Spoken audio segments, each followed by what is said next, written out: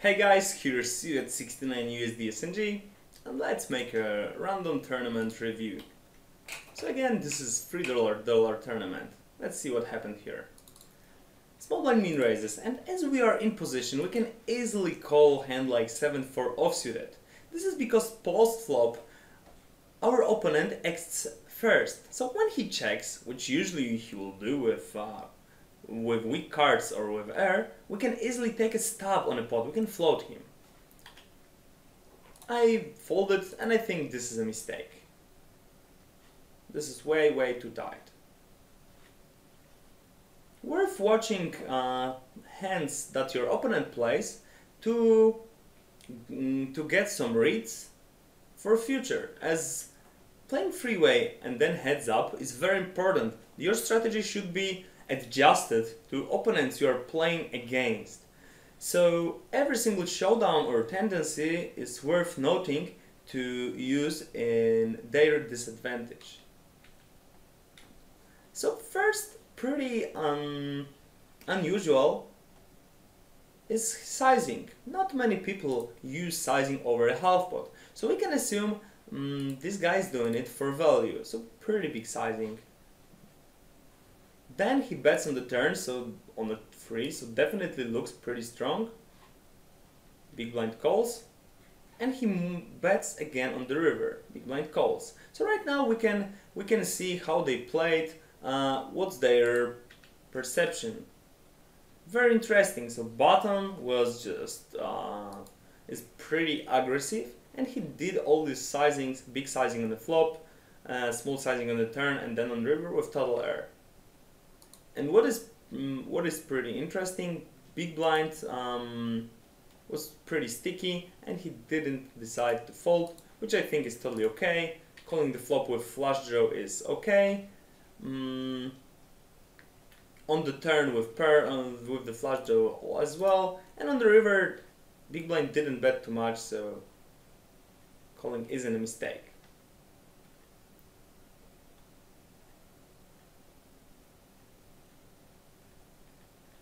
So bottom limped and called all in with ace-king. So this is very important information. The guy is just limping ace-king on the bottom. So he has tendencies to slow play. And the small blind guy who just double up by runner straight, so we'll play with him more hands, is a spewer. He's a guy who probably just waits for big multipliers and move all in because he has fun. He folded. So 9-7 as a standard min raise or limp, both are close. And right now we can easily take a stab of min betting because this is our strategy. We want to win small pots pretty often and basically blind our opponents out. It's playing spin&go's and hypers. It's not about hitting big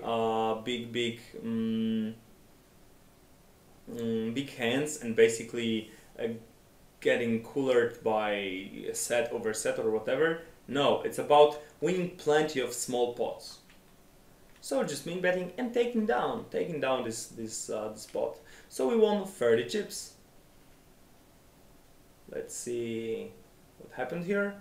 Big blind bets, small blind calls, blind checks, and here is check call and overbet by small blind. Looks pretty weird.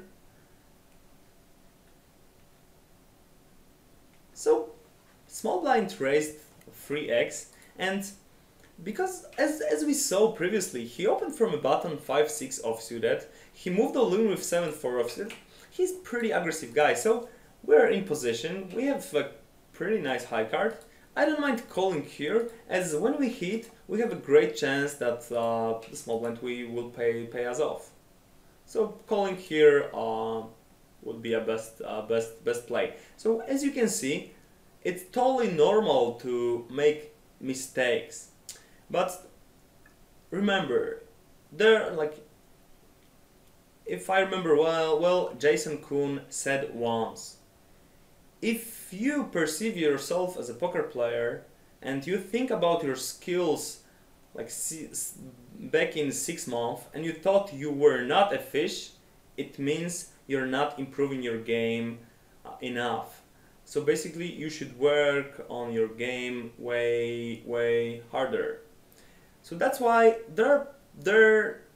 my perception at this tournament, which happened week or 2 weeks ago, might be a bit different, because I might change my view on some cases, and this is very important to make reviews of your previous games and basically see in which spots you improved, why and what you would change, what you have learned since that day.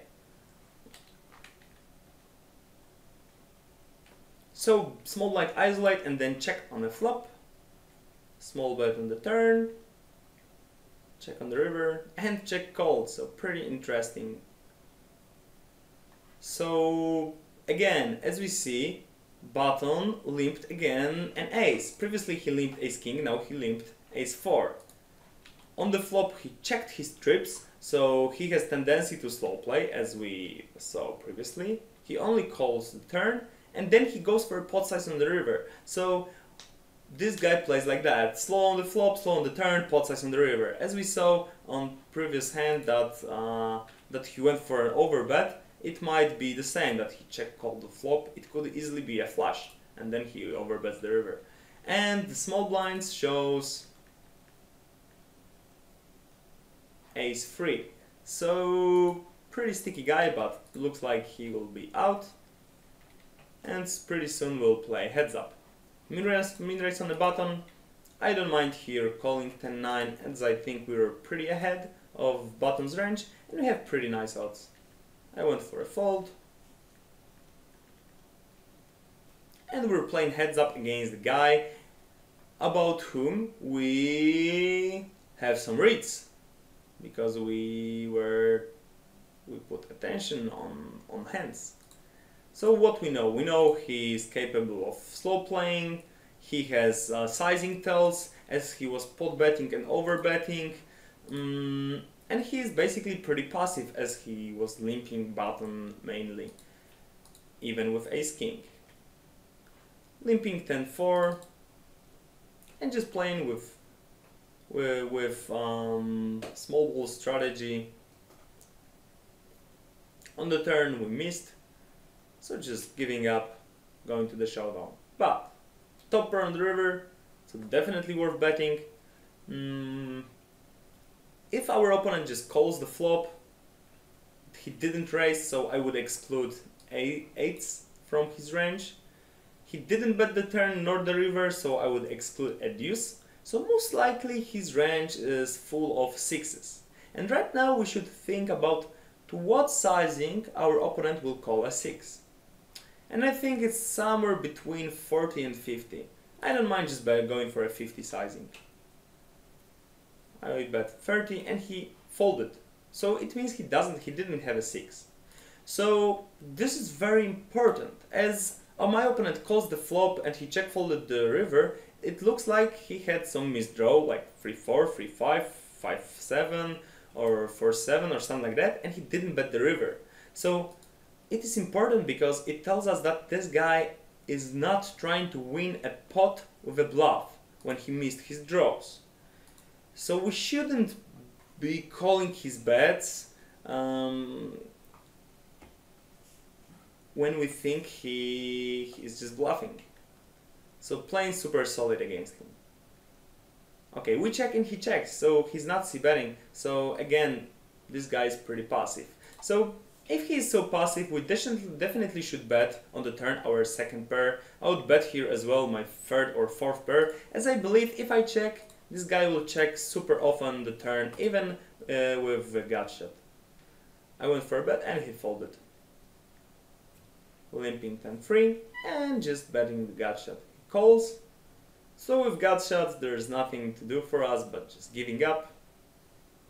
Okay, and I decided to bet. So pretty interesting. I think this is not necessary, as if my opponent has an 8, he won't fold.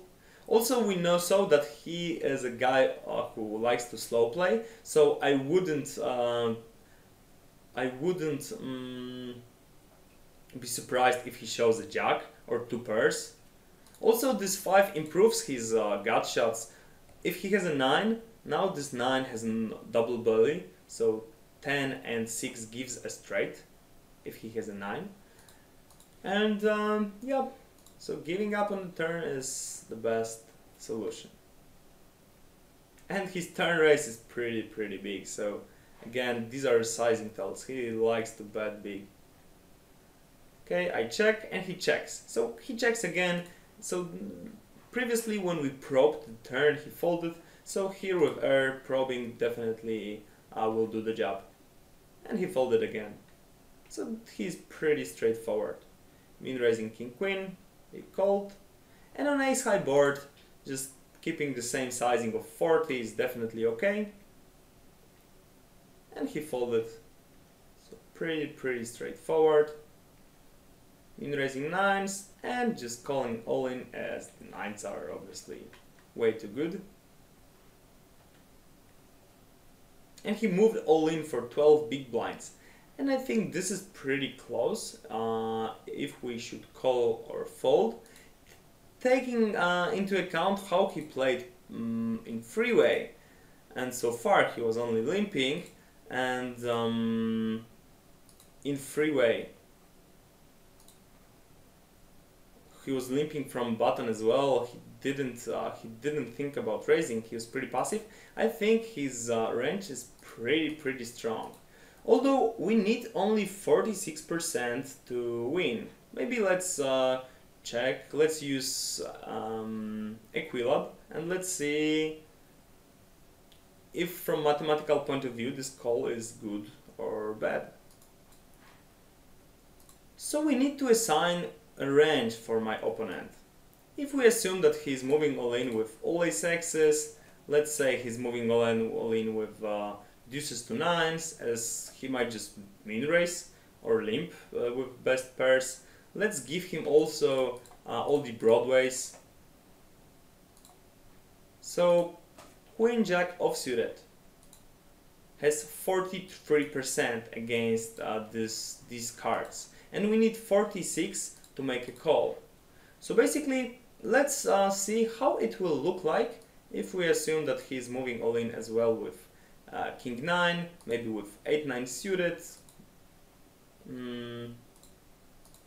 It's still only 44%. But as we saw previously, he was limping top of his range, like Ace King. What if he limps Ace 10 plus and maybe 9s? 46.03. So as you can see, this is very close, and if our opponent would be a bit tilted about losing previous flip, it might be a call. Because of his tendencies of slow playing, there is a chance he might limp these best cards and just move all in with the weakest ones. Also, he might just, on the stack size, he might just move all in with plenty of suited connectors, which is also possible and pretty frequent. So here we could be way big favorites. I think this hand is pretty close, and I don't mind calling, I don't mind folding. So let's see what was my play. I went for a call, and he shows up with Ace 5. So yeah, and remember, against Ace 5 pre-flop we had